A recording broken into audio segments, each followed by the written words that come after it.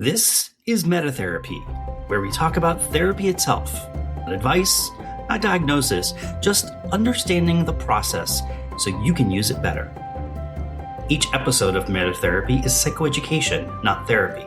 If something resonates, it's meant to be language you can bring back into your own work. Most couples don't fail because they don't care or don't communicate. They fail because their nervous systems are fighting a battle that insight alone can't solve. Welcome back to Metatherapy, where we talk about how change actually happens, especially when traditional therapy explanations fall short. Today, I'm joined by Dr. David Helfand, a clinician who works with couples on the brink of divorce, many of whom have already tried therapy and feel discouraged or stuck. David brings a strong focus on regulation, childhood trauma, and neuroscience. And today, we're unpacking why couples can understand their patterns perfectly and still be unable to change them. David, I'm really glad that you're here and super happy to have you on Metatherapy. So to kick us off... Thank you, Dominic. I'm really excited for the chance to chat with you. Awesome. So to kick us off, I know a lot of people show up saying, we already know our issues, and talking in the past, whether in therapy or outside of therapy, just hasn't been helpful. So to start, I would ask you, what's been your experience around, and what have you noticed usually happens underneath that frustration that comes into the session work together with couples? Yeah, so, I have the advantage of being able to cheat a little bit in couples therapy because I often do brain maps on my couples. And so I get this data set about how their brain is processing information. And so after doing this a few dozen times, I've come to realize that a lot of what subverts the therapy process in the room is just the way people are wired. So, for example, during a brain map, you can see that some couples, one or both partners, have a fast processing speed. And I usually tell them this is like having a Ferrari, inside your head or a supercomputer. And what happens in that case, from my experience, is that cognitive behavioral therapy skills don't really work that well. And communication training in the moment doesn't usually get applied because their brain is just going so quickly. By the time they remember to apply the skill, by the time they remember I'm looking at your reaction as my spouse, it looks like I said something wrong, maybe I should back it up. It's so fast that it's just impossible for them to stop that process. And so there are some skills then that are more proactive and retroactive that I recommend for those couples. But being able to identify that is really crucial to the success of their therapy and their relationship. And another classic example of this is just trauma, and in particular, childhood trauma. The metaphor that I often give couples or clients in general, but since I mostly work with couples right now, is that if you imagine those big redwood trees that have lived through some natural disaster, if at some point they fall down or they get cut down, you can see blemishes on the rings of the tree at certain parts of their life. And the human nervous system works the same way. That if you have an experience that's traumatic for you, it gets soaked in at that point of your development. We just have a lot of other organs that are developing, not just the lines and wrinkles in a tree trunk. So, think about what's developing if you're really, really young. If you have pre-verbal trauma, then your circadian rhythms, your digestive system, your respiration, like very fundamental parts of your nervous system are developing and then can hold on to that trauma. So I often see, couples that are fighting in session, they hold their breath. Maybe they almost curl up like they're getting into a fetal position. And that's very telling that, okay, we can't just use regular skills here. We need to uproot some of that trauma to then give you a chance at progressing in whatever else comes next.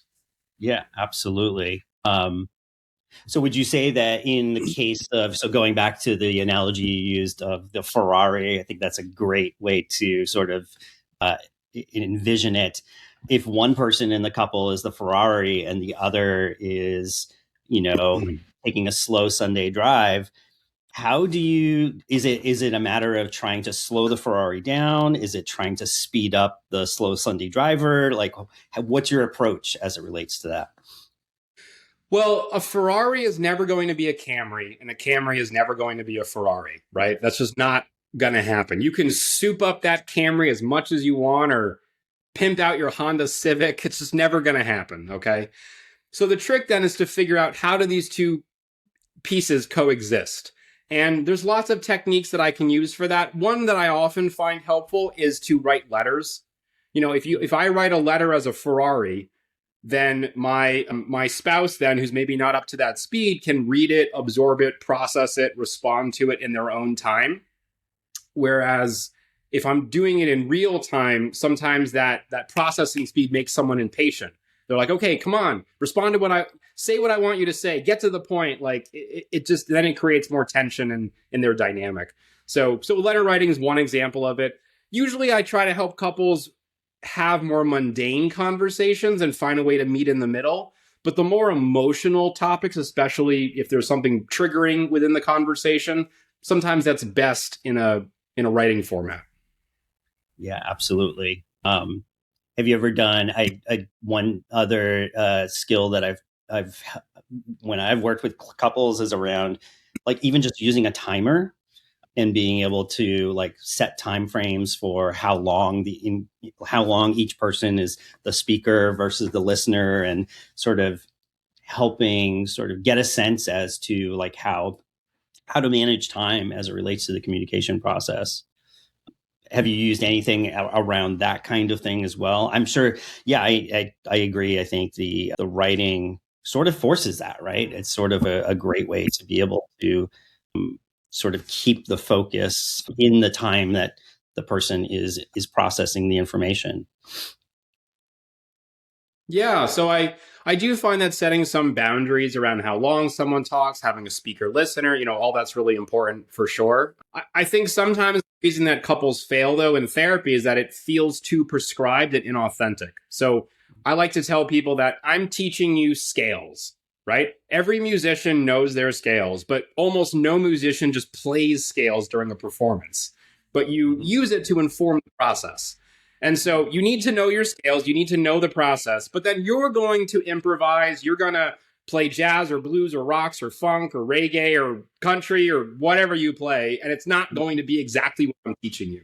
And so part of my process with couples is to give them a foundation, but then how do we make this feel authentic? As far as time frames, though, I usually say that most of the reason conversations go on and on and on is because there's a lot of negativity and you're breaking the guidelines. So ideally, you should be able to have a conversation beginning to end in less than half an hour. Got it. Perfect. Yeah, I think that's great. That's a great frame to set as it relates to the timing in the communication. You talked about trauma, and this is one that I struggle with. So I'm really curious to hear your perspective on processing trauma in couples. And how much do you do the work in couples therapy, and how much do you encourage the work to be done in individual therapy, if and when that's even possible? Some people can't afford it. Some people, can only afford like one therapy session a week. So I'm curious about your philosophy around that and how you sort of handle that kind of balance. Yeah. So I think I caught most of through the buffering. So if I missed something, just ask me again, okay? So yeah, it's a great question. I think in my experience, I like to do 95% or more of the work as a couple. And there's some interesting evidence coming out in the last several years about handling individual therapeutic topics, or traditionally what would be individual therapy, in the context of couples therapy. So for example, let's take trauma, right? Because that's the main question here. I find that doing trauma work as a couple is so much more powerful. It does require a certain mindset, right? So if there's domestic violence, if there's significant substance abuse, some forms of narcissism, although I find oftentimes narcissism is fine in the couple session if you know how to, handle it and work with it. They at least have to be open to the process and hearing what their spouse has to say in that case. But if all the general criteria are met, then doing trauma work with one person while their spouse witnesses it, I find often shifts the dynamic in a very powerful way. So, for example, when one person is when one spouse is really sensitive to their partner's criticism, right? And then they go into their fight or flight response. They fight back or they shut down or whatever. Their other spouse might feel like, well, I can never have a conversation with you. But when I start doing trauma work with that person and they realize that, oh, the reason that you shut down or you fight back is that when I engage in this way, you basically perceive me as your abusive stepfather or your ex-lover that was just manipulative, right? And all of that comes flooding back, and I'm no longer me at that point. And to see somebody go through that in real time and then heal it is just, there's no substitute for that. And the other reason that I like doing the work in couples therapy is that, and this is one of my biases, I'll just own it up front, but I often tell them that, doing trauma work builds a lot of empathy and it takes a lot of energy, and that's kind of wasted on an individual therapist. I would much rather build up that resource and then have you turn to each other and strengthen your marriage with it, which is just so much more powerful. Absolutely. No, I think that makes total sense. I think those are great points. A lot of couples are, you sort of alluded to this earlier, but a lot of finger pointing, right? A lot of, you made me feel, no, you made me feel. What do you do with that made you feel conversation that is very common in the work? Yeah. I mean, I tell people, own your feeling. So if I'm having a feeling of some kind, it's my feeling. Just own your feeling. It's okay if your partner stepped on a landmine and blew something up and you have a past that's coming up now and you're feeling re-traumatized, but just own it, because it's not their fault that you have baggage, right? Mm-hmm. And we all have baggage. So just own your baggage. One of the best I use a lot of metaphors in my work. And one of the ones I really like is that the best disinfectant is sunlight. And so if you're holding stuff deep inside, it's going to fester, it's going to mold and mildew, and it's going to be nasty when it finally comes out. And we all have those things we hold on to, and they get kind of nasty when they finally come out. But if you can bring something up into the sunshine, and it can be greeted with warmth by your partner, and it can be presented in a way where that's possible, so it requires both of you to have a set of skills there, then it really does quickly dissipate. You have to know how to present it and how to receive it as a team. Absolutely. Yeah, absolutely. I love that. Disinfectant and sunlight. A lot of the clients or a lot of the couples that I work with are in New York City. So in a very densely populated area, and more often than not, at least for my particular clients, are living in a 1-bedroom apartment, less than 700 square feet. I'm going to ask you some questions around regulation and how to, what kinds of tools do you lean into? Actually, let me start there. Let me start with lots of tools out there: CBT, DBT, IFS, so forth and so on. What do you tend to lean into yourself in your practice? And are there certain ones that are better suited for working with couples, that from your experience?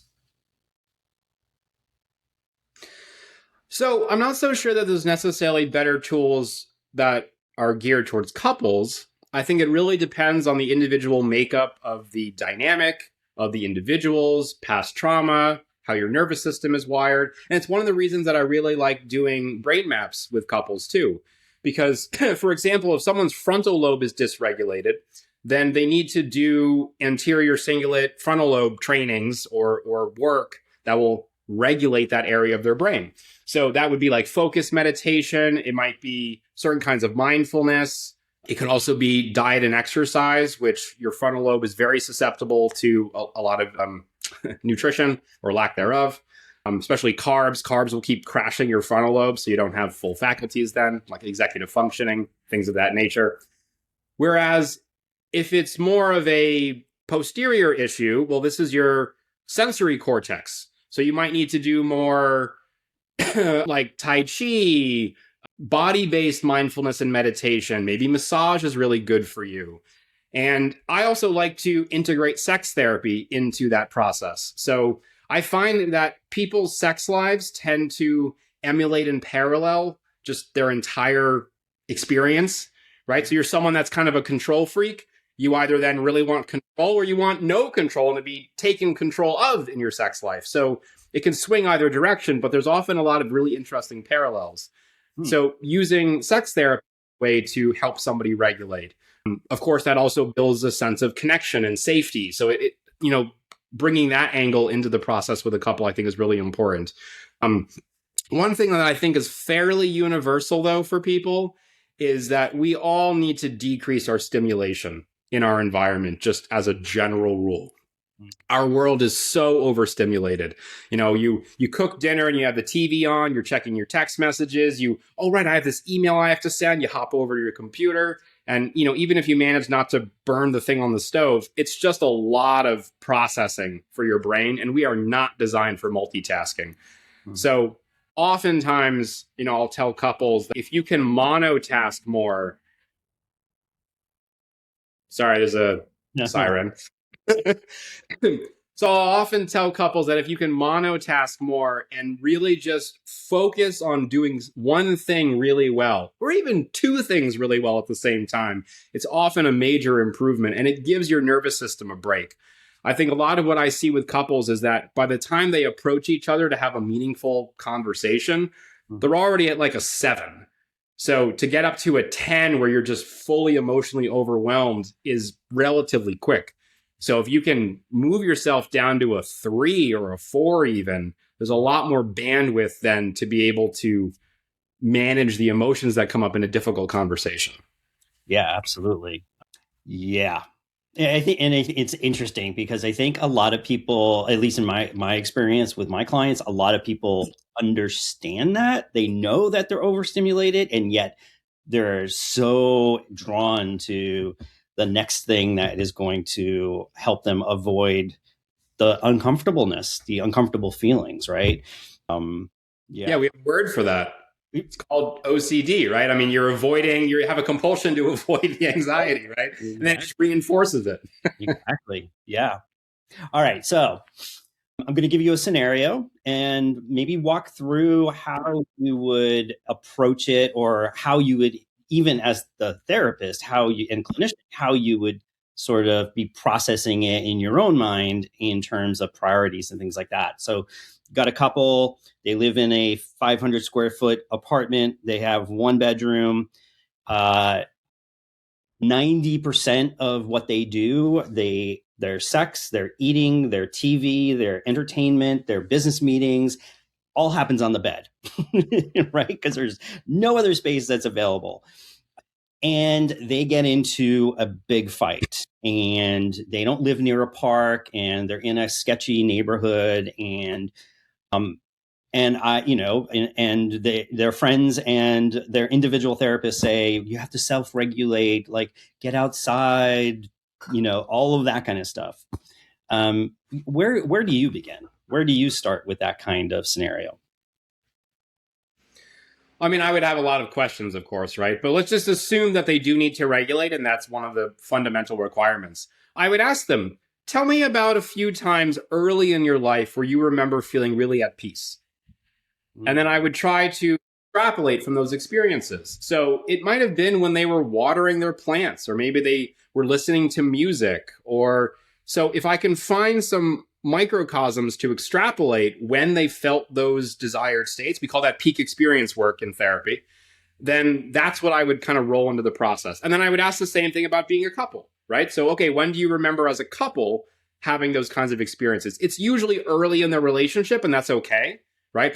Usually people say, well, it hasn't happened in 10 years. All right, that's fine. So go back to when you were dating. So I just brush past that and let's get to it. And then the other question is, when have you noticed resiliency, right? So when have you been able to find times where you really weren't doing that well, but you bounced back? Maybe it took hours, maybe it took a couple days, maybe it was even a week, but eventually you got back. And no, not that you were able to ignore it successfully after a period of time, but like really felt like you bounced back. Mm-hmm. And then how can we take elements of that? So for example, some people will say, well, I used to garden. When I was a kid, I would be out in the nature and I would be gardening, or I would be, climbing trees, or, okay, so there's something about a connection to nature. Do you have any plants in your apartment? I mean, I understand you can't like go to a park or climb a tree in New York City potentially, although Central Park is quite large, but let's just assume you can't do that, right? For whatever reason. Do you have any plants in your home? Because there's a big difference between having no vegetation and having like a fern or an aloe plant. So, if I can start to build in some of that. And then, of course, what I do is I ask people in any follow-up about the diff. We're monitoring the difference. So diff stands for duration, intensity, and frequency. So, I used to get into a fight with my partner. We would fight every day. It would last for 3 days, the animosity, and it felt like it went from 0 to 10 in that time. Okay, so after you've implemented some changes, what's the diff now? Well, I feel like we fight every other day, and it's like a 9. It's a little bit less than it used to be, and it lasts for a couple days, and then we're able to recover. That's like a 50% improvement right there. And so, people have a negativity bias. We all have that built in based on evolutionary reasons. So sometimes you have to highlight that there's actually improvement, and then, okay, what led to that improvement? And now let's double down on that even further. Absolutely. I think half the battle in couples work, at least for me, is being a cheerleader, pointing out that because when you're in it, when you're day to day to day, it doesn't feel like, it's kind of like watching a child grow, right? It's like when you're the parent and the child is literally growing in front of you, it's one thing. But if there's an uncle who sees the child once every 3 months, they're like, oh my gosh, Jimmy, like, just same thing with relationships with couples therapists. I imagine that we get a good sense as to kind of like the progress that's being made. Plus we're, obviously paying very close attention to the evolution of the relationship. And so speaking of evolution of the relationship, so a lot of people come in with different goals in couples work. Where I'm curious about what you think are the goals that are realistic, and the goals that maybe are more culturally being applied to what couples should or shouldn't be as they compare themselves to others, especially as we kind of look at the media and look at family expectations and those kinds of things. In other words, So couple, and so I'm wondering about your perspective on that. So let me break down that into a couple of different responses, maybe. So I always get people's goals up front. It's the first question in my intake form. It's the first question during my verbal intake. So I'm always interested in, what do you want to accomplish? Now, I'm in a unique situation because I typically work with couples for 3 or 4 days, and then that's it. They do have some aftercare and other work, but because I'm doing retreats, it's a very fast-paced, very intensive model. So, the motivation coming into that is usually pretty high because people know that like this is their chance to try to save their marriage. So it's a different mindset than traditional therapy, which is one of the reasons I don't do traditional therapy anymore. I just find the retreat work, for a lot of reasons, I like it a lot better. So I get their goals. Now, I also have some goals for couples. When you look at the research on healthy relationships, from my perspective, it breaks into 4 categories. And my hope is that I assess those 4 categories at the beginning of the retreat. We look at them at the end of the retreat. And the goal is to have improvement in these 4 categories. And the categories are communication, regulation, prioritization, and intimacy. So if I can show improvement in those 4 categories, I know generally based on the research that I'm helping them get in the right direction. Now, of course, couples have their own articulation of what they want to accomplish. And sometimes it's about discernment. And if they really aren't a match for each other, then that's actually a successful outcome of their time together. I find more often than not, I think as you said at the top of this, that couples really are generally compatible with each other, even when they're on the brink of divorce. No one's ever taught how to be married, so they're just lacking the skills, and that's what's really necessary. Now, sometimes even learning skills, the marriage is too far gone, and it's, people aren't willing to put in the time to the repair. And I understand that. I respect people's decision. But more often than not, there is a lot that can be done. So looking at those pillars as part of it, obviously assessing their goals as part of it as well. I think the other part, though, is to give couples a reality check. So when you look at really happy couples, they've been married for many years, their sex life is amazing, like they're really happy. What I like to highlight is that those couples generally report 20% of their experiences, their sexual encounters, their communication is not great, right? So they're getting a B minus. A B minus in a lot of our culture is like not good. Now, some people would go, yeah, B minus, that's amazing, right?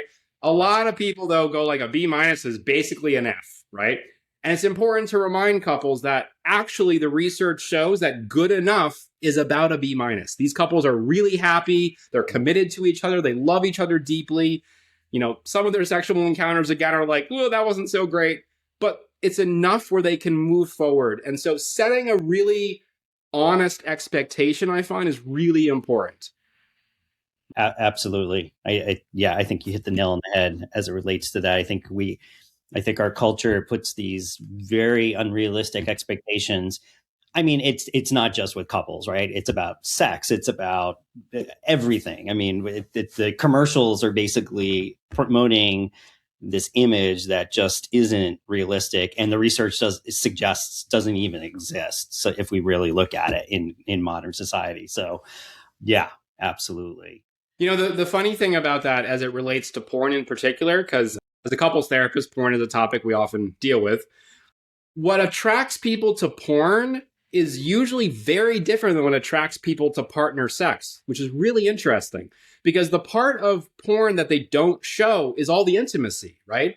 Like if you actually were to look at all the extended reels of a porn video, usually those people, when it's done ethically, they're checking in with each other, right? So how's your stomach today? Do you have any cramps? My knee's not great, so I can't do doggy today. And they're actually like talking to each other. Yeah. And that's the part of partnered sex that couples usually report they really like. They like the intimacy of talking about their day and having a connection, and then that leading to a sexual encounter, or the silly pillow talk they have before or after, or the looks across the room. Whereas in a porn video, it's like, here's your pizza, bam, let's do it. Mm-hmm. There's a little more like foreplay and fun with each other. And so it's interesting how the draw to these experiences would seem contradictory.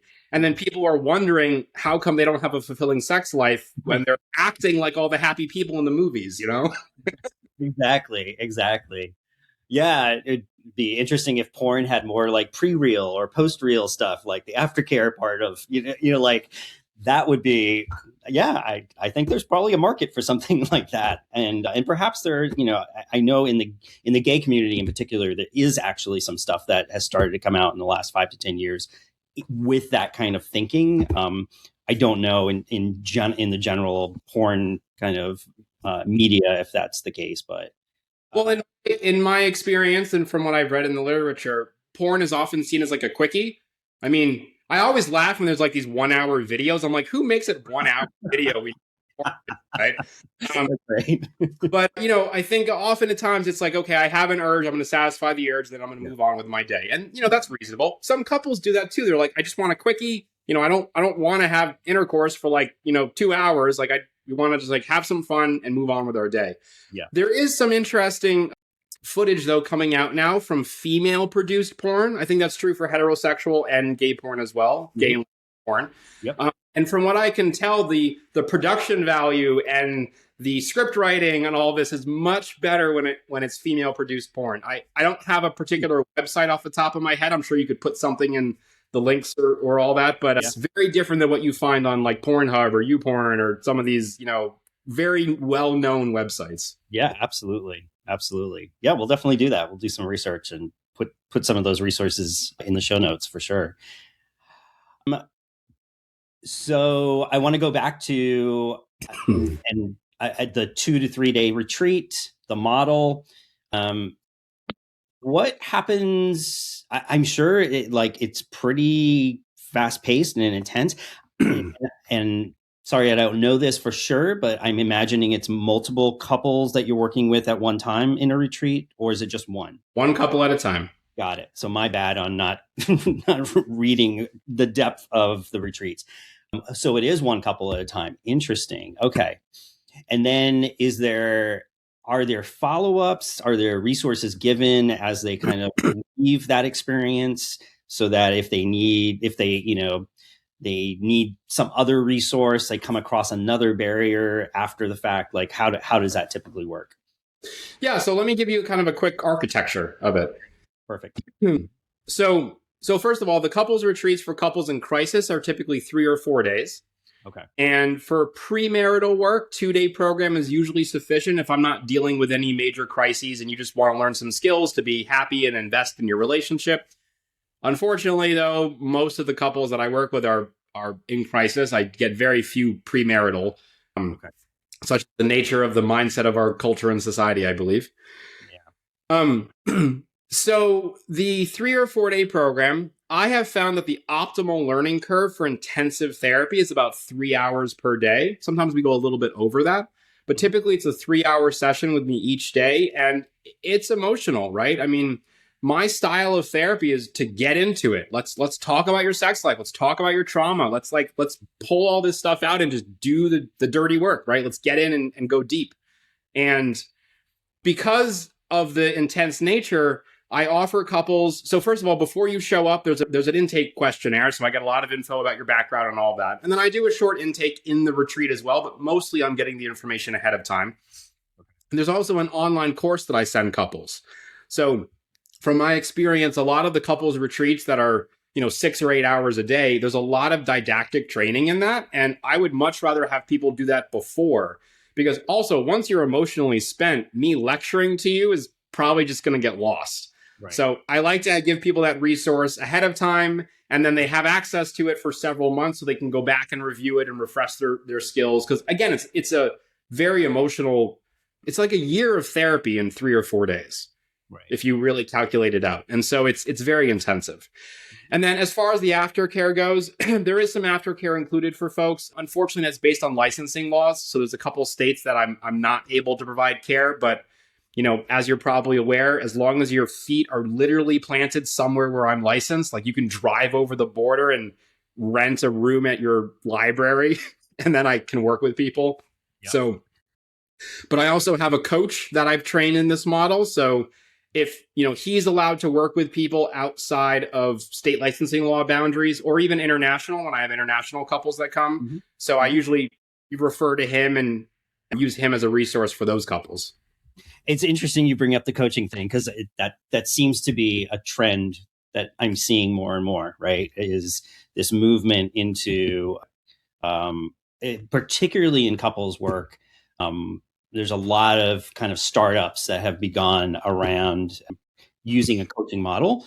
So I'm curious about what have been some of the pros and cons of that for you? As you kind of think about this sort of holistically going across our country and providing services, do you think it's a good model in conjunction with, or like, how do you kind of think about it?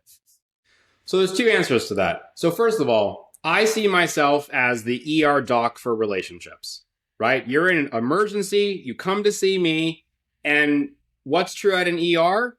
You pay more for those services, right? People coming to see me are on the brink of divorce. It's an investment in your future and your relationship. And I have generally like an 88% success rate of helping people get out of that crisis and really recommit to their marriage and get back on track. Mm-hmm. After that, though, it doesn't make sense to go to the ER doc when you have a sniffle, Right. So that's where I think the coaching model is really helpful, because it gives people access to the model that I'm teaching, someone who's familiar with the process. He also has his own set of specialties and skills like nutrition and personal training and health coaching. And so for some people that's really a great adjunct to the work we're doing anyway. A lot of dysregulation has to do with lifestyle, so he can help with some of that too. Right. And so I think in that sense, it's very complementary. And then people aren't spending a lot of money with the aftercare with me when they don't really need that level of expertise at that point. Now, I am available for that. A lot of times couples will do some maintenance work with me, once or twice a year, maybe, just to keep up with some of that work. And, the coach is not equipped or available to do trauma therapy. So if there's some need for that ongoing, then either it's with me or I have colleagues that I refer out to for, stuff that like I'm not trained in overcoming incest or some stuff that like really requires a professional, I would refer, out for that. So I think when it's used as an adjunct, it can be really powerful to have a coach involved. Mm-hmm. There's a part of it, though, that makes me really nervous from what I see in the field. And that's therapists who kind of have two personas. I am your therapist, but then, hey, I'm also a coach. Mm-hmm. And I'm not a legal scholar. I would really question some of the ethics behind that. I think you can be a therapist and be a coach. Mm-hmm. I don't know that you can do both to the same client. So I think there's a great place for it. I think the way it's implemented is very crucial to its success. Success both ethically, but also for the client, right? So if you did trauma work with me and now you tell me that you're my coach, it might be very confusing of like, well, why can't we do trauma work while I'm traveling and studying abroad? It gets really confusing. And in other words, you're talking about literally they're having a dual role. They're playing therapist in one session and then maybe even billing differently or having a different relationship through the coaching part. Got it. I didn't even know that was the thing, quite honestly. So it's interesting. It is. I see it becoming more common. And I mean, the good news is that, generally speaking, there's little risk to the client, right? As long as you're providing a good service, the risk is for your licensure. And so I just have never done that because I'm not willing to risk my licensure. Yeah, for sure. No, that's really, I have lots of clinical questions about how that all works, but I will avoid that for right now. A lot of couples, you mentioned a lot of people, or not as many people most of the people you work with is kind of in an emergency state. But I'm sure that, even in like a medical ER, there's lots of lessons that can be applied to, well, how do I just stay out of the ER? Tell me what you're learning in the ER so that I don't end up there, right? What are some things that, from your perspective, that you see where things go wrong or maybe just don't go as well as they could early on in the relationship that could be preventative or like a vaccine sort of to a relationship so that they don't end up in crisis? Well, first, no one's ever taught how to be married. So I think, if you can get some basic skills, even reading some, well-written books, going to a traditional couples therapy so that you can learn some skills and do some of the more preventative work, I think is really powerful. I also think it's important to, consider yourself as an agent of change in the marriage. So, one of my pet peeves in couples work is that it's 50-50. You each contribute, right? Well, 50% times 50% is 25%. So that means the outcome of your marriage is 25% of the possible success you could have. And really, it requires 100%. Each of you has to give 100% to the marriage. Now, that doesn't mean that you forego everything else, right? 100% of effort into a marriage should still allow for each of you to be an individual. So there's a difference between collaboration and codependency, which I talk a lot about with couples, that you're not responsible for my emotional well-being, but you can contribute to it and help me regulate, become a better individual. And when you can do that and you both are empowered to be an agent of change, it really creates a profound synergy within the relationship. The other thing I would ask for people is that, the other concept I would suggest to couples is to look at the successes you have early in the relationship. Mm-hmm. Typically, when couples are nesting with each other, there's an infatuation period. There's a lot of things that you're doing that then you forget to do later on, right? It's easy to have quality time with each other when you don't have kids and you don't have a career you're working on. It's harder to do that. It has to be more intentional later in life. So you might have to schedule dates rather than just spontaneously wake up at 11 a.m. on a Saturday and go, hey, should we go for a bike ride? Like, it has to be more intentional, right? I also think that it's important to understand there's some really interesting research about what attracts you to your partner early on later becomes a detriment. And so how do you navigate that? So for example, wow, you're spontaneous. I love that you just, we just do random adventures and have fun with each other. And like, that's really exciting. And you just, you jump me when I'm in my bathing suit out of nowhere. And like, all that's really exciting. Whereas later in life, you realize that, oh, my partner has ADHD and I can't make plans with them. And all that spontaneity was just about that they don't like to schedule their day, right? And now it feels like that's a challenge you have to overcome. So being honest about that's really important too, because it can feel very blaming that, well, I'm the issue because I have ADHD, or I'm the issue because I have a really high sex drive, or I like to be just, wrapped up and, not like coerced, but like just taken in the moment. It's exciting for me. And then later on, people wonder like, well, how come we can't set boundaries? Well, because you expected early in the relationship for those boundaries to be pushed. Right. And so that's what your partner learned. And so having an open conversation about those things, having the emotional intelligence to even know how to talk about that is really, really hard. Getting back to Hollywood, all the people in Hollywood just like know what their partner wants. That's not real life. Right. Exactly. Yeah, I love that whole notion of you're not the person I married, or you're not the person I was first dating. Well, maybe you weren't looking through the same lens either, right? Like we have a tendency to have, speaking of biases, we have a tendency to have biases early in relationships because there are chemicals happening that don't happen later in the relationship. And that's a factor as well. I think it's also worth pointing out, Dominic, that there's a lot of research that we are attracted to people that are opposites, right? We say opposites attract, but like, just real quick to summarize the literature, your pheromones are a byproduct of your T cells, which is your immune function. And there's some good research that we're attracted to people of a certain pheromone, which actually presents itself genetically as having a very different genotype, very different set of immune function and DNA.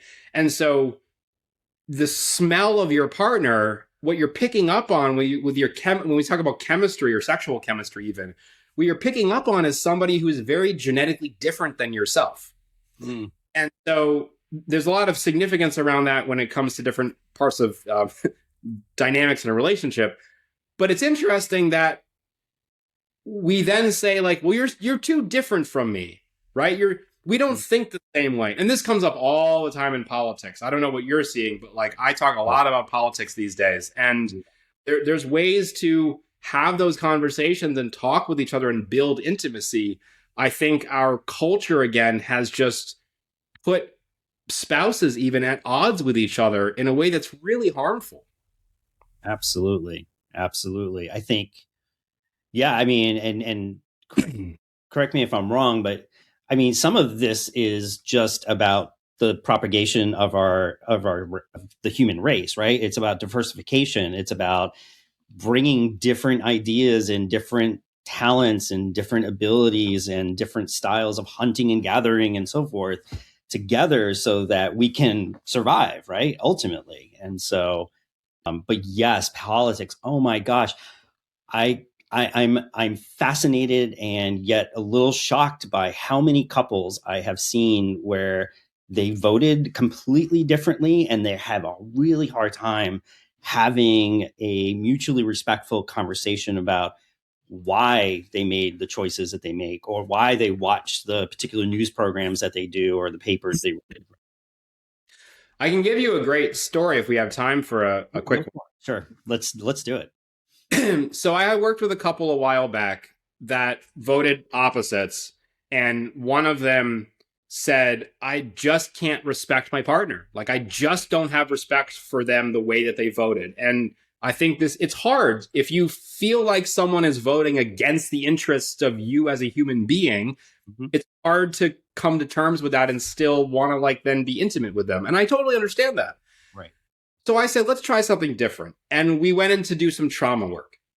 So long story short, at some point the spouse was able to articulate that the reason he voted for who he voted for, which in this case was more Republican, is that he looks at the rhetoric on the left and he says, what I'm hearing is that white men are toxic and that my son, who is a young white male, could have a higher rate of suicide because of this rhetoric.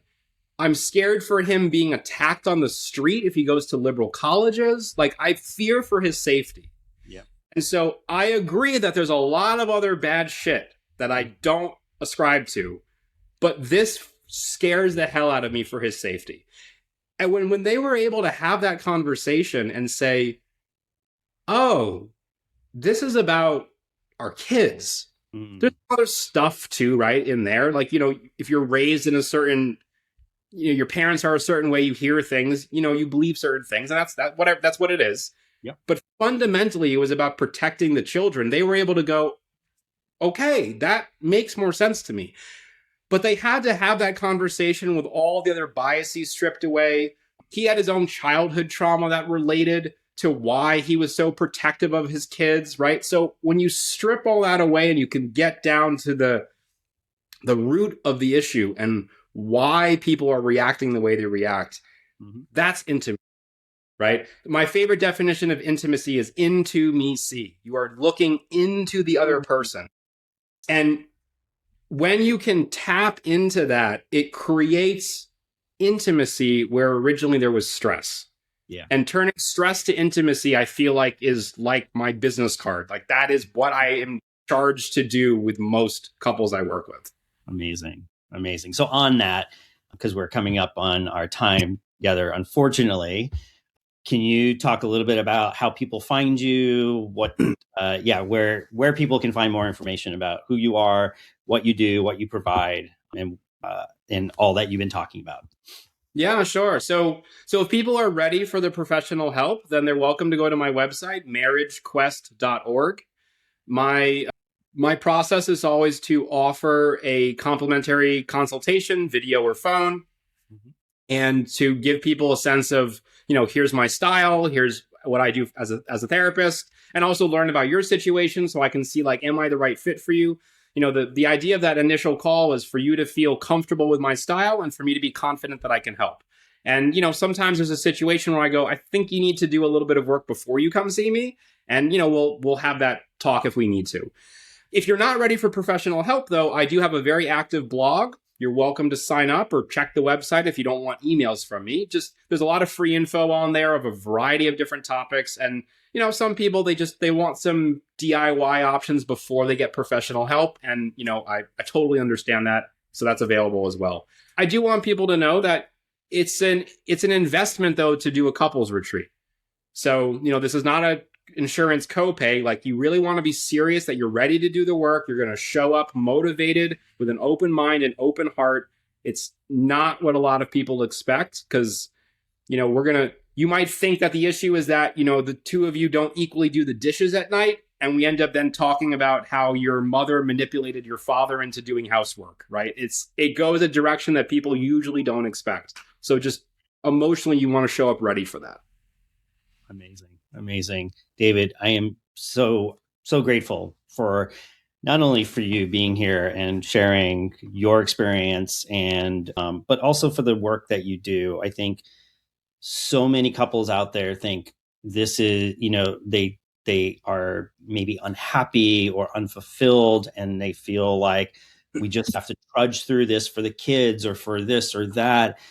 And it doesn't have to be that way. And I think the work that you're doing and others like you is very important and really changing lives, and not just for the people but also for their children, for their families, their communities, and so forth. So thank you so much for all the great work that you're doing. I appreciate it, Dominic. And if I can add one more question to that, I find that even the couples that are on the edge of divorce, nobody wants to get divorced. Right. What they're trying to say is that I'm in pain. The status quo is not, it's not good. It needs to be changed. And they just don't know how to change it. So as I've said a couple of times, no one's taught how to be married. So before you go that route, whether it's me or somebody else that you click with in a different way, like, please get the help that your marriage deserves. great words of wisdom for sure. So if there's one other thing that listeners can take away from this conversation, it's this: couples don't break down because they're broken. They break down because their nervous systems are often overwhelmed, and asking for connection while feeling unsafe is an impossible task. So David, again, thank you for bringing such an amazing amount of clarity to a part of couples work that's often misunderstood. And so if this episode helped you reframe something for you or share it, feel free to please share it with someone who's maybe been blaming themselves or their partner for being stuck. Sometimes the work isn't about trying harder. It's about helping the nervous system feel safe enough to try it all. My name is Dominic, and this has been Meta Therapy. Until next time.